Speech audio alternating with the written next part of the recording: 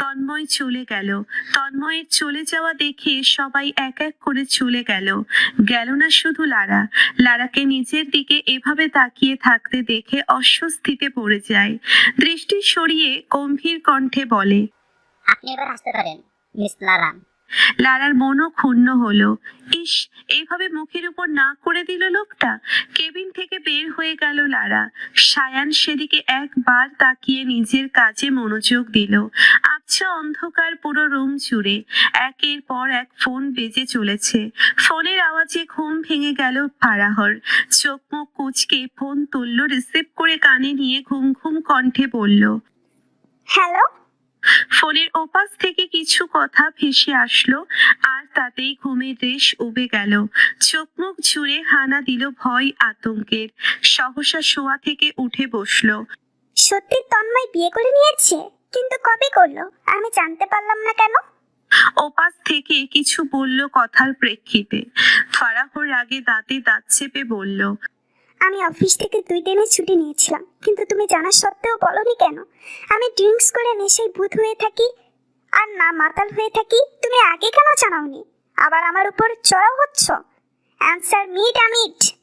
কথাটা বলে ফারাহ ফোনটা ফ্লোরে ছুঁড়ে ফেলে দিল। রাগে শরীর কাঁপছে। তন্ময়কে সে পাগলের মতো ভালোবাসে, আর সে বিয়ের 2 দিনের মাথায় এসে জানতে পারল তার ভালোবাসা আর তার নেই, অন্য কারো হয়ে গেছে। তড়িঘড়ি করে বিছানা ছেড়ে নেমে ওয়াশরুমে গিয়ে ফ্রেশ হয়ে ইউনিফর্ম পরে বের হলো বাসা থেকে। তুলি আজ বৃষ্টিতে ভিজে এতিমখানায় ফিরেছে। ছাতা নিয়ে যেতে মনে ছিল না, যার দরুন তাকে ভিজে ভিজে এতিমখানায় ফিরতে হয়েছে। এখন একের পর এক হাঁচি দিচ্ছে। হাফিজা বেগম বেশ চিন্তায় পড়ে গেল মেয়েটাকে নিয়ে। সামান্য ভিজলেই মেয়েটার সর্দি জ্বর চলে আসে, আর আজ তো পুরো ভিজে জবথবু হয়ে এসেছে। খুব ভালোভাবে যে এবার জ্বর সর্দি আসবে তা ঢের বুঝে গেলেন। অথচ মেয়েটা কি সুন্দর এতিম বাচ্চাগুলোকে নিয়ে মেতে আছে। হাতে থাকা খাবারের প্লেটটা টেবিলের উপর রেখে তুলির দিকে এগিয়ে গেল। তুলির কাঁধে হাত রেখে বলল, খাবার এনেছি তো, খেয়ে নে না। তুলি মাথা ঘুরিয়ে তাকালো হাফিজা বেগমের দিকে। মুখে হাসি এঁটে বলে, আম্মা জান, আমার কপালে একটা পাপ্পি দেন তো, কপালটা বড্ড ব্যথা করছে যে। হাফিজা বেগম বড় প্রশান্তি পাই যখন তুলি তাকে আম্মা বলে ডাকে। সেই 5 বছরের মেয়েটাকে গড়ে পিঠে এতদিন মানুষ করেছে। তুলি ছোট থেকেই হাফিজা বেগমকে আম্মা বলে ডাকেন। হাফিজার স্বামীর সন্তান নেই। 22 বছর আগে অ্যাক্সিডেন্টে 3 বছরের ছেলে আর স্বামী মারা যান। বাচ্চা স্বামী হারিয়ে পাগল প্রায় হয়ে গিয়েছিল হাফিজা বেগম। কাজের দায়ে পথে পথে ঘুরেছে, আর তখনই এতিমখানায় লোক লাগবে বলে বিজ্ঞাপন দেখতে পাই।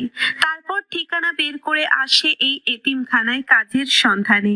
তারপর থেকে আজ অব্দি দীর্ঘ কয়েক বছর ধরে লম্বা সময় অতিবাহিত করেছে এই এতিমখানায়।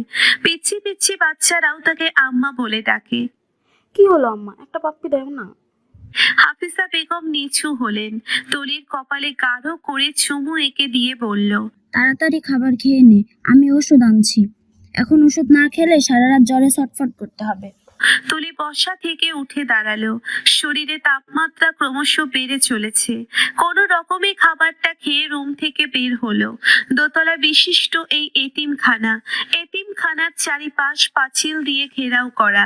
সামনেই বড় ঘাসযুক্ত মাঠ, মূলত বাচ্চাদের খেলার জন্যেই এই মাঠ। তুলি গিয়ে দূরে আম গাছের নিচে বসলো। 15 বছর ধরে আছে এই এতিমখানায়। কত আবেগ, অনুভূতি, কষ্ট ছড়িয়ে ছিটিয়ে আছে এই এতিমখানার সর্বত্রে।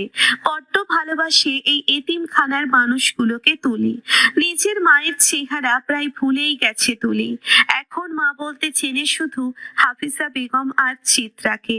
একজন আম্মা আর একজন মা। অফিসে লোক ভর্তি সমাগমে জাপটে জড়িয়ে ধরলো তন্ময়কে ফারাহ। মুহূর্তেই হাতজোড়া কঠোর শক্ত হয়ে গেল। মুখ জুড়ে ভাসমান হলো স্পষ্ট রাগ। সাব্বির, রাহাত, লারা, লিখন বিরক্তিতে চোখ মুখ কুঁচকে আছে। সায়ান ভ্রু কুঁচকে দেখছে মেয়েটার কাণ্ড কারখানা। তন্ময়, তুমি কি সত্যিই বিয়ে করে ফেলছো? কই, আমাকে তো জানালে না। তুমি কি করে পারলে বিয়ে করতে? ইউ নো না আই লাভ ইউ। কি করে পারলে বিয়ে করতে? আমি কখনো বলেছি আই লাভ ইউ? ফারাহকে নিচের থেকে ছাড়াতে ছাড়াতে কথাটা বলে তন্ময়। ফারাহর চোখ ছলছল করছে। Answer me. আমি কখনো বলছি আই লাভ ইউ? ফারাহ চুপ করে রইল। তন্ময় আশেপাশে তাকিয়ে নিল। আমি এখন বিবাহিত। এখন আই হোপ তুমি এই বেহায়াপনা অফ করবে, তা না হলে তোমার ট্রান্সফারের ব্যবস্থা করতে আমার 2 মিনিটও লাগবে না, আন্ডারস্ট্যান্ড? ফারাহ চমকে উঠল। সে কিছুতেই কোনো কিছুর মূল্যে তন্ময়ের থেকে দূরে থাকতে চায় না। না না, আমাকে দূরে পাঠিও না তন্ময়, আমি আর ডিস্টার্ব করবো না তোমায়। সেটাই তোমার জন্য ভালো। সায়ান দীর্ঘশ্বাস ফেলল। বিষয়টা বেশ বুঝলো। গলা খাকারি দিয়ে বলল, আপনাদের মধ্যে কেউ প্লিজ এই কেসের ফাইলটা আমার কেবিনে পাঠিয়ে দিবেন। লারা উৎসুক হয়ে বলল। জি স্যার, আপনি যান, আমি নিয়ে আসছি। সায়ান চলে গেল। তন্ময়ের ফোনটা বেজে উঠল। তন্ময় ফোনের স্ক্রিনে পরিচিত এক নম্বর দেখে স্মিত হাসলো। ফোনটা রিসিভ করে কানে নিয়ে হেঁটে বাহিরে চলে গেল। কেমন আছো? ফোনের ওপাশ থেকে ভেসে আসলো, এই তো আছি ভালো। তুমি? ভালো আছি। শুনলাম বিয়ে করেছো? হ্যাঁ, ঠিকই শুনেছ। বাহ, আমাকে ছাড়াই বিয়ে সেরে নিলে। ভীষণ রেগে আছি। রাগ করো না ফুপি, সিচুয়েশনে পড়ে বিয়েটা করতে হলো। দেশে আসছো কবে? টিকিট কাটা শেষ, এই তো ফিরবো 2 দিন পর। তাড়াতাড়ি ফিরো, অনেক মিস করি তোমায়। আমিও মিস করি তোমাদের। এখন রাখি। আল্লাহ হাফেজ।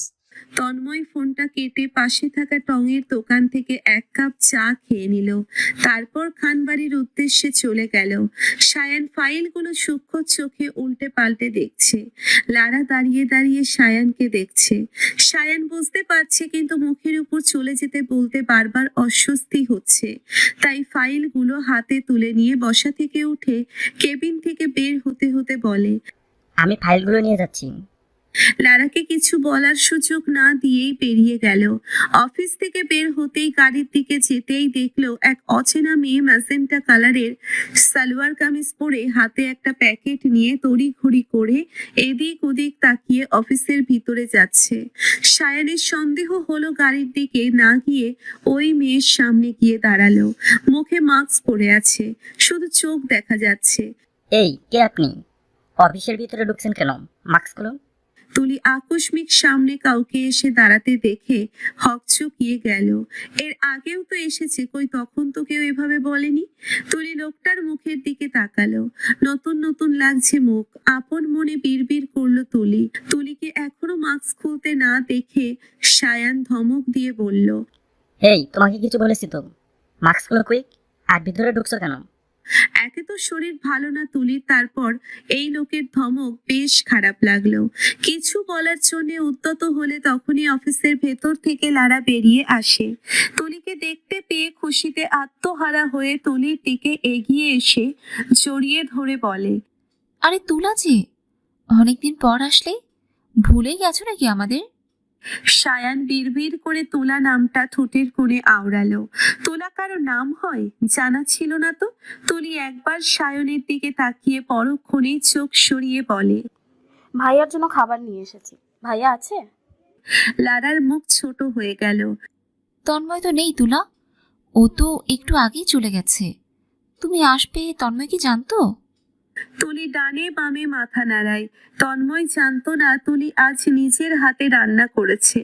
অনেক দিন হলো ভাইয়ের সাথে দেখা হয় না, তাই ভেবেছে আজ নিজের হাতে রান্না করা খাবার নিয়ে ভাইকে দেখে যাবে। ও, ভাইয়া তাহলে নেই।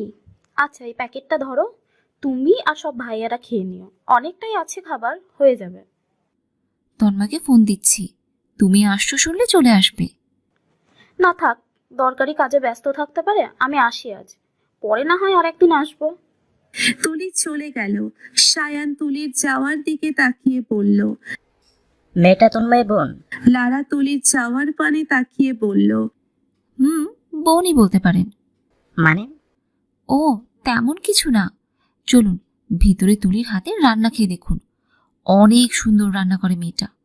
তন্ময়ের ওসিলায় বেশ কয়েকবার তুলির হাতে রান্না আমাদের ভাগ্যে জুটেছে। আপনি খেয়ে দেখুন, প্রশংসা না করে পারবেনই না। সায়ান খাবে না বলে জানালো। মনক্ষুণ্ণ হলো লারার। সায়ান চারতার হাতে রান্না খায় না। আর এক মুহূর্ত দেরি না করে গাড়ি নিয়ে চলে গেল।